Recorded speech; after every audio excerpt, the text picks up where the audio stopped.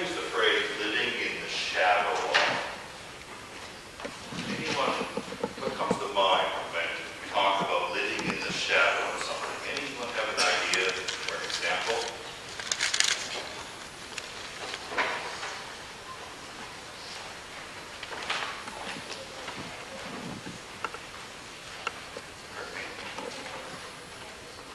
Very good. Somebody taking care of you. So living in the shadow of that care. How does it make you feel?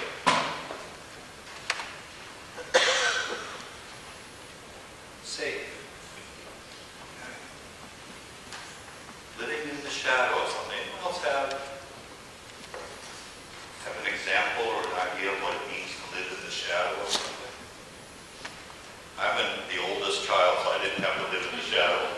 But my brother always said he lived in the shadow of me going to school. Okay? Don't think you can say safe as.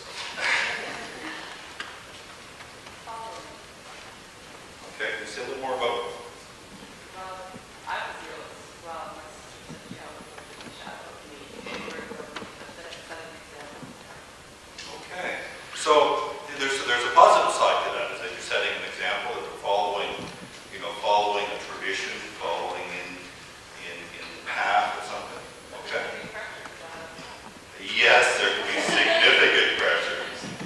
Does anyone have, like I do, an internalized parent that always say that wasn't good enough? Okay, or why did you do it that way? Okay. Anyone up here? What does living in the shadow of something imply to you? Joe? Not being as good as somebody, you have somebody who's really good at singing, for example, and you want to them that you're living in their shadow. Okay, living in the shadow of somebody who you feel is a better singer, or okay? Yeah, I'm just looking for examples. So, yeah. Someone else? Yes. Okay. How do you mean funny? They're living in the shadow of. Okay. Connie talks about low-income people living in the shadow of perhaps the well-to-do, perhaps the system that isn't always helpful. Okay. Or their history. Okay. Sometimes we get into cycles and habits that are hard to break. I showed this last week, and I don't know if the lights off would help.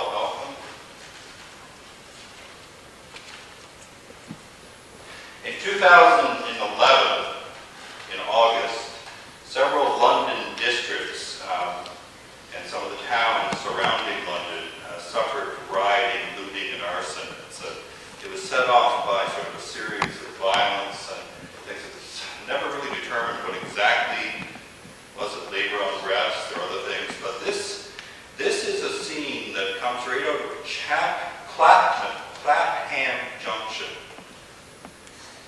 C-L-A-P-H-A-M. I don't know if I'm pronouncing it right. Clapham Junction.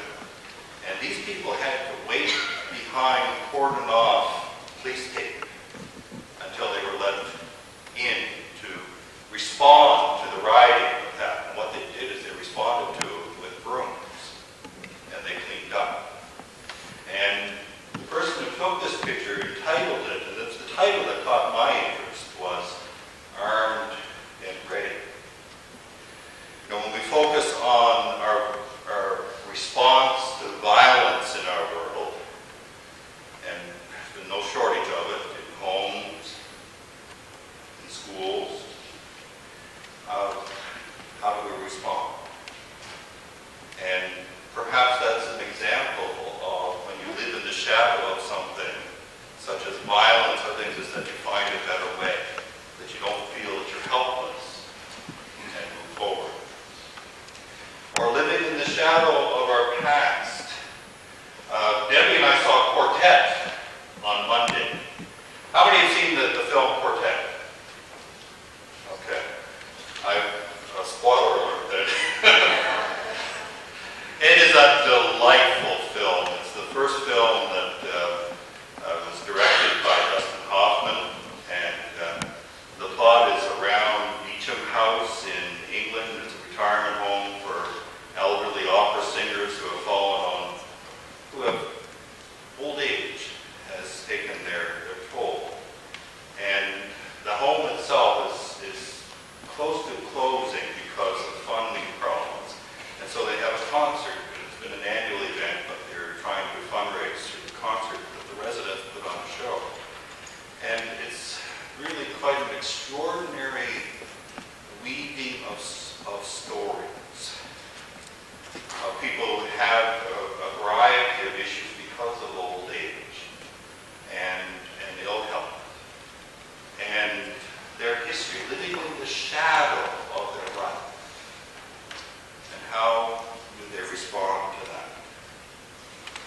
the scene that caught my attention was the scene with Reggie teaching the teenagers about the difference between opera and rap.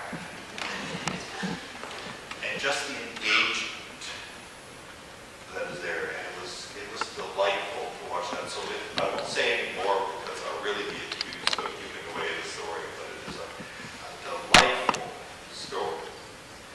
Living in the shadow of our past in a more positive way, sort of embracing, dealing with it, and then letting that shadow inform who we are and what we're becoming. In Deuteronomy, there's a living in the shadow of the promises of God. This is a difficult passage. Both Genesis and Deuteronomy are quite difficult because what they do is they talk about the land that God has promised to the Israelites. And especially in Joshua, you find that very violent moving across the Jordan after wandering the desert for 40 years and eliminating all of the indigenous folks that are there. And there isn't a lot of talk in Deuteronomy and Joshua about living together. It's really quite violent and sort of this land piece. And there is, in Genesis anyway, one of the things that happens is that there is, at least treaties are set up. And there's a sharing of land. And actually in Deuteronomy, you'll see in this passage is that there is a sense of sort of sharing and having some recognition of the indigenous people. The problem with this text is that it's been used over and over in history to be almost a literal representation of moving into a land and conquering it. When we Christianized the world back quite a few centuries ago, that was that sense, is that there wasn't a sense that this land belonged to anyone because they were pagan. It belonged because, we were the chosen ones. Israel and Palestine. Australia is Aboriginal. Canada is Aboriginal. America is Aboriginal. Sort of that sense of,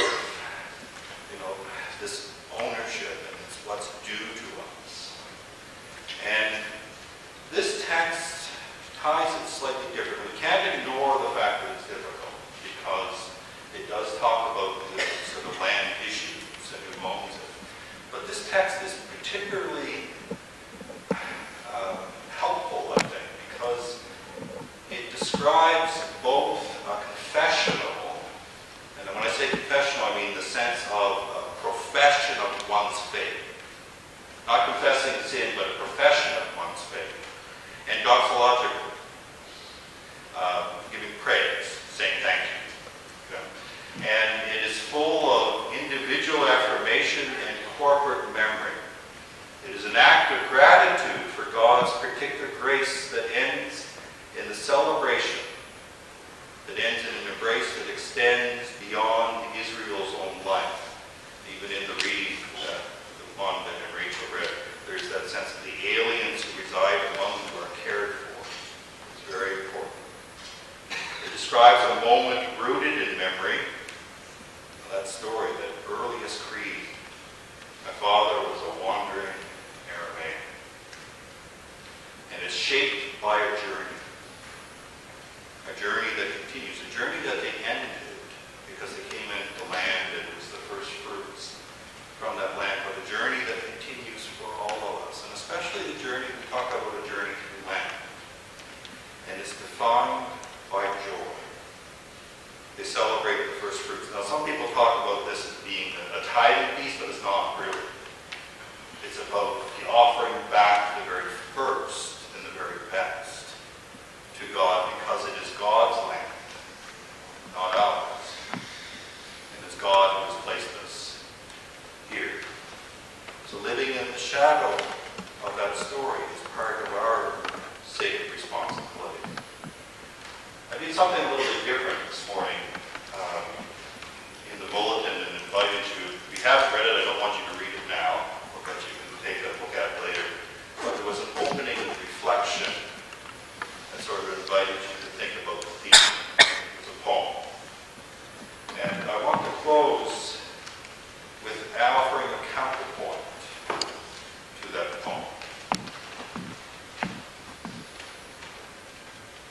7 new space for journeying in the shadow of the cross. This is not our land, we simply journey through it.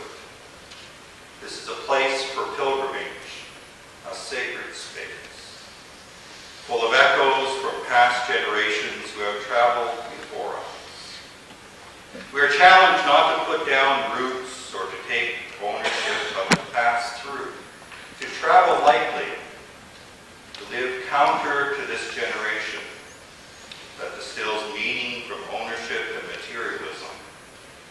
This is a greater journey towards a city on a hill and a cross beyond its walls. There is nothing to cling on to, nothing from this world to make sense of, just the way, just the promise, just the future.